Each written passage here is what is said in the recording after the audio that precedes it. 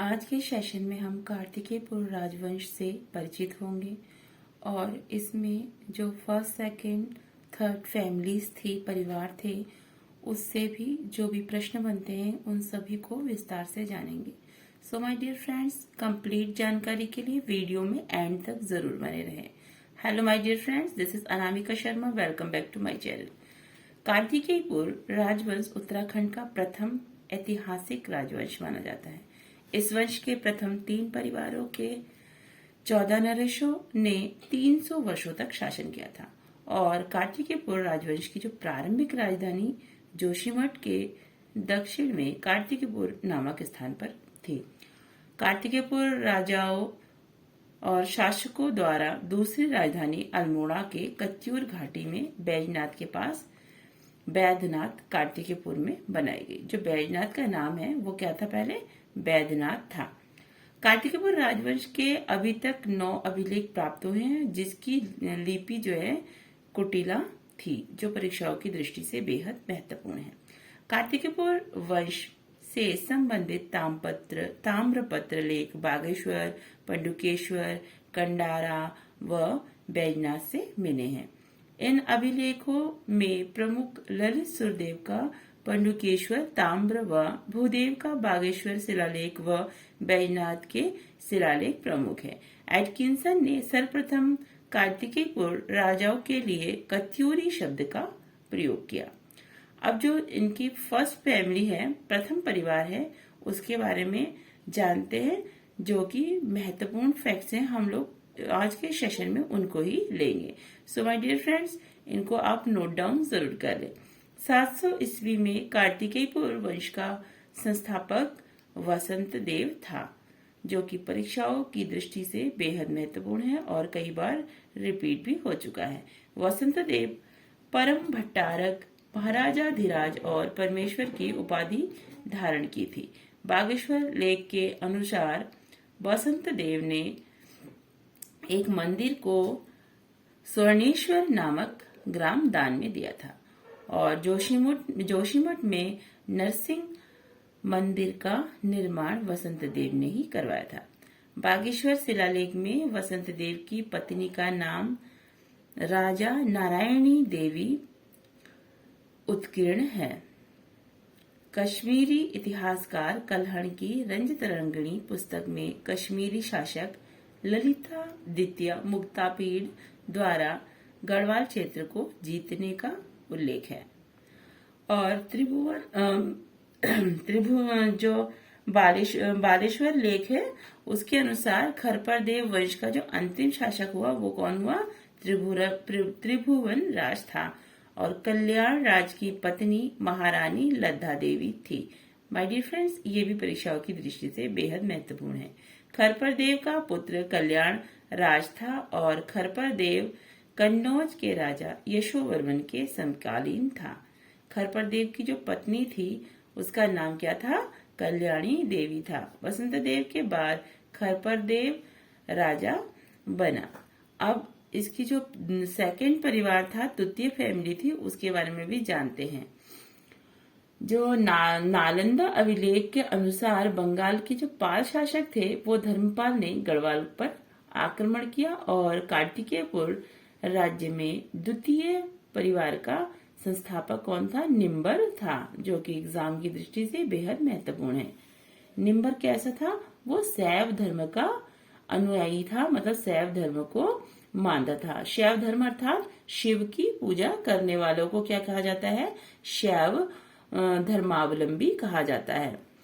राजा निम्बर की रानी का नाम क्या था, नाथू देवी था और निम्बर के बाद उसका पुत्र इष्टगण शासक बना। इष्टगण की जो पत्नी थी उसका नाम क्या था, बेगा देवी थी। इष्टगण ने समस्त राज्य को एक सूत्र में बांधने का प्रयास किया और इष्टगण ने जागेश्वर में नवदुर्गा, लकुलीश तथा नटराज के मंदिर बनवाए थे। इष्टगण का जो पुत्र था उसका नाम क्या था, ललितसुर देव था।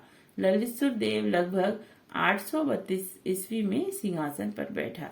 ललितसुर देव के शासन के 21वें व 22वें वर्ष के 2 ताम्रपत्र प्राप्त हुए।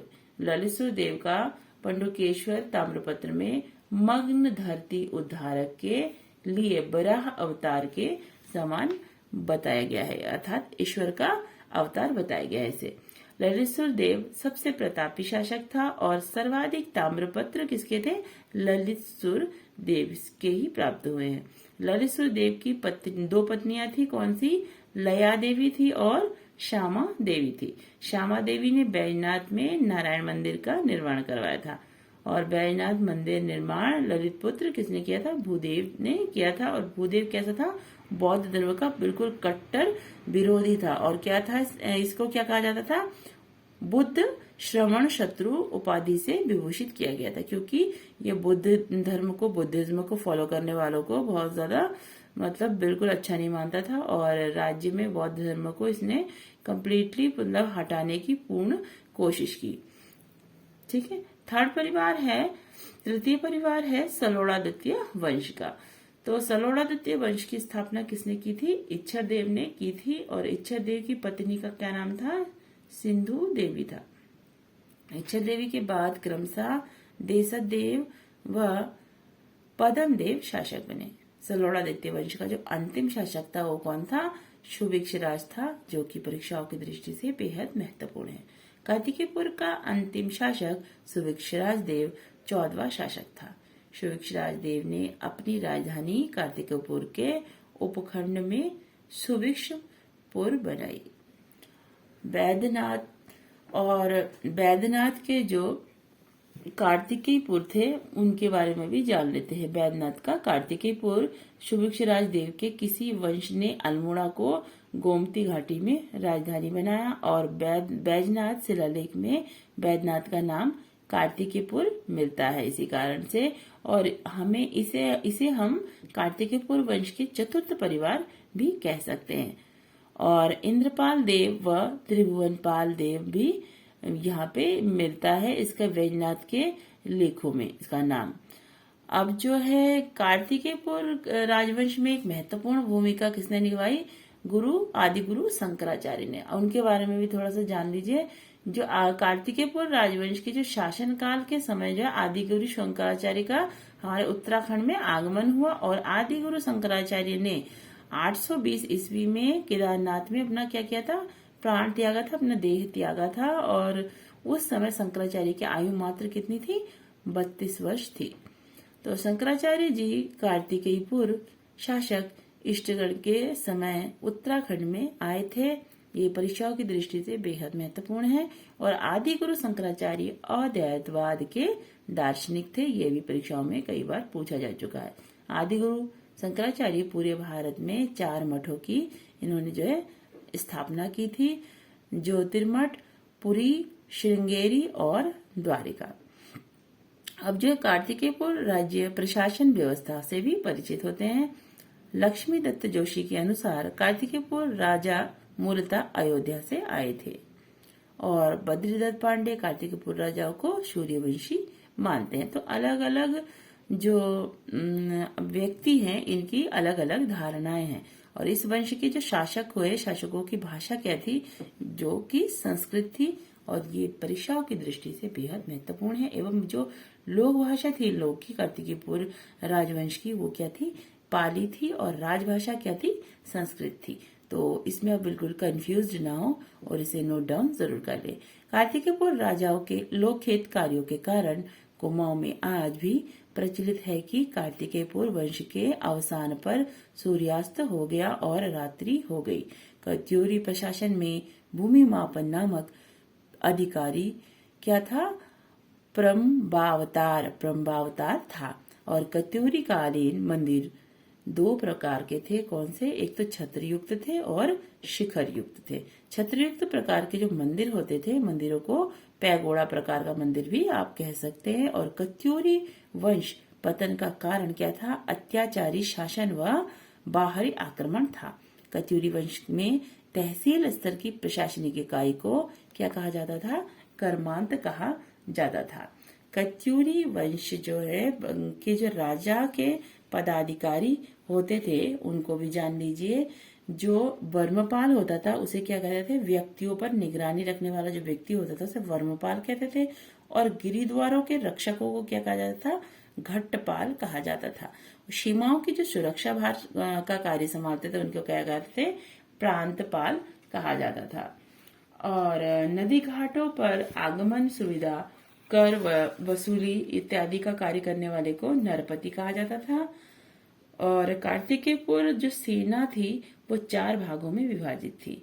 जो पैदल सेना थी उसे क्या कहते थे? पदातिक, पदातिक कहा जाता था। और नायक गोमिल्क भी कहा जाता था। अश्वारोही जो घोड़े पर जो घूम के, और सर्वोच्च जो नायक अश्व बलाधिकृत होते थे उनको क्या कहा जाता था? अश्वारोही कहा जाता था। ये घोड़े पर बैठकर ही इधर उधर का सर्वेक्षण किया करते थे और ये सर्वोच्च पद पर आसीन होते थे। अब नायक हस्ती बलाधिकृत कौन होते थे? गजारोही। जो नायक हस्ती बलाधिकृत होते थे वो कौन थे? गजारोही, मतलब हाथी पर सवार व्यक्ति होते थे। नायक उष्ट बलाधिकृत, तो उष्टारोही मतलब ऊंट पे बैठने वाले। अपराधियों को पकड़ने वाला जो सर्वोच्च अधिकारी को क्या कहा जाता था? दोषपारिक, दोषपारिक कहा जाता था। और पुलिस विभाग के जो बड़े अधिकारी होते थे उनको कहा जाता था दंडपाशिक, युवा दंडनायक कहा जाता था तथा महादंडनायक भी कहा जाता था, जो कि परीक्षाओं की दृष्टि से बेहद महत्वपूर्ण है। अब गुप्तचर अधिकारी को क्या कहा जाता था? दुसाध्यनिक, दुसाध्य साधनिक, दुसाध्य साधनिक मतलब कठिन कार्य को करने वाला गुप्तचर को कहा जाता था। कार्तिकेयपुर वंश में आय का मुख्य स्रोत क्या था? जो कत्यूरी शासन में आय के साधन कृषि व वन थे और क्षेत्रपाल राज्य के कृषि की उन्नति का कार्य करता था। और औपचारिक अधिकारी भूमि के अभिलेख करता था। खंडपति नामक अधिकारी खनिज व वनों की रक्षा करता था। करों की वसूली के लिए गोमिल्क व सैलकिक नामक अधिकारियों का जो है इन्होंने क्या किया था? पदों को वो किया था और पदों को आवंटित कर दिया और इसी के द्वारा ये कार्य किया जाता था कि करों की वसूली करी जाती थी। भाट व चाट नामक अधिकारी प्रजा से क्या न बिष्टी या वेगार लेते थे। पशुओं से दुग्धादि निकालने का कार्य कौन करता था? आभीर करता था। और भूमि की नाप जिसमें बोए जाने वाले बीज के अनुसार होती थी, जिन्हें द्रोण बापम या नाली बापम कहा जाता था। द्रोणाचार्य को 32 सेर या द्रोणाचार्य के नाम से द्रोण को 32 सेर व 16 नाली बराबर माना जाता था। जो द्रोण अगर बात होती है तो द्रोण को क्या होता था? द्रोण अर्थात 32 सेर या 16 नाली होता था। और खरी बाप को 20 द्रोण के बराबर बताया गया है। अब कत्यूरी शासन और प्रशासन के बारे में भी परिचित होते हैं, क्योंकि बिना प्रशासन को जाने हुए ये वंश भी कंप्लीट नहीं होता। कत्यूरी राज्य प्रांतों में विभाजित था, जिसका शासन उपरीक या राज्यपाल चलाता था। कत्यूरी राज्य में प्रांतों को विषय व जिलों में बांटा गया और 4 विषयों का पता चलता है। वो कौन कौन से हैं? कार्तिकेयपुर, टंकणपुर, अंतराग और एशाल विषय। अब मध्यकाल का जो कत्यूरी शासन था वो किस प्रकार का था? इस शासन की जो जानकारी है स्थानीय जो लोक गाथाएं हैं और जागर होते हैं उससे मिलती है। तो इनकी एक ही साथ कई शाखाएं जैसे कत्यूर बैजनाथ शाखा, पाली पछाऊ शाखा, अस्कोट शाखा, डोटी शाखा और शीरा शाखा इससे पता चलता है। और इसमें कत्यूर के जो असंती देव वंश, अस्कोट के रजवार व डोटी के मल्ल प्रसिद्ध थे। और कत्यूरी राज्य में असंती देव ने असंती देव राजवंश की स्थापना की। असंती देव राजवंश की जो प्रथम राजधानी थी वो क्या थी? जोशीमठ थी। माय डियर फ्रेंड्स, ये भी परीक्षाओं की दृष्टि से बेहद महत्वपूर्ण है। असंती देव ने अपनी दूसरी राजधानी कहाँ बनाई थी? कत्यूरी राज्य रणचोला कोट नामक स्थान पर बनाई थी। कत्यूरी वंश का जो अंतिम शासक था वो ब्रह्मदेव था, जो कि परीक्षाओं की दृष्टि से बेहद महत्वपूर्ण है। ब्रह्मदेव को जागरों में क्या कहा गया है? बीरमदेव कहा गया है। ये भी परीक्षाओं में कई बार पूछा जा चुका है। जिया रानी की लोक गाथा के अनुसार 1398 ईस्वी में तैमूर लंग ने हरिद्वार पर आक्रमण किया। ब्रह्मदेव ने उसका सामना किया और मारा गया था। कत्यूरी गाथाओं में प्रीतम देव व पिथौरा शाही और धर्मदेव या दुला शाही का वर्णन भी मिलता है। प्रीतम देव को राजा पिथौरा भी कहा जाता है और जिन्हें पिथौरागढ़ का संस्थापक भी कहा जाता है। प्रीतम देव की जो छोटी रानी थी वो कौन थी? जिया रानी थी। और जिया रानी का जो उत्तराधिकारी था वो कौन था? धामदेव था, जिसे दुला शाही भी कहा जाता है। धामदेव के पुत्र कौन कौन थे? वो थे, दो पुत्र थे, मालू शाही व लाड़म शाही थे। और बैराट व चौखुटिया के राजा मालू शाही व दारमा की शैक्याणी राजूला की प्रणय गाथाएं प्रसिद्ध है। धामदेव के बाद ब्रह्मदेव का नाम आता है, जिसे अंतिम कत्यूरी शासक भी माना जाता है। उत्तराखंड के जो बहुराजकता का युग था उसके बारे में हम लोग नेक्स्ट सेशन में जानेंगे। माय डियर फ्रेंड्स, ये वीडियो आप लोगों को कैसी लगी है कमेंट बॉक्स में बताना बिल्कुल ना भूले। अगर वीडियो पसंद आई है तो आपको लगता है कि अगर ये वीडियो किसी और के भी काम आ सकती है, उन तक ये वीडियो को शेयर भी जरूर करें। अगर आप लोग मेरे चैनल पर न्यू हैं और अभी तक मेरे चैनल को सब्सक्राइब नहीं किया है, सो माय डियर फ्रेंड्स, पहले चैनल को सब्सक्राइब कर लें और बेल आइकन को भी साथ साथ प्रेस कर लें। और वीडियो पसंद आई है तो लाइक का बटन भी जरूर प्रेस करें। इस प्रकार की बेहतरीन वीडियो को पाते रहिए, पढ़ते रहिए और आगे बढ़ते रहिए। Thanks for listening.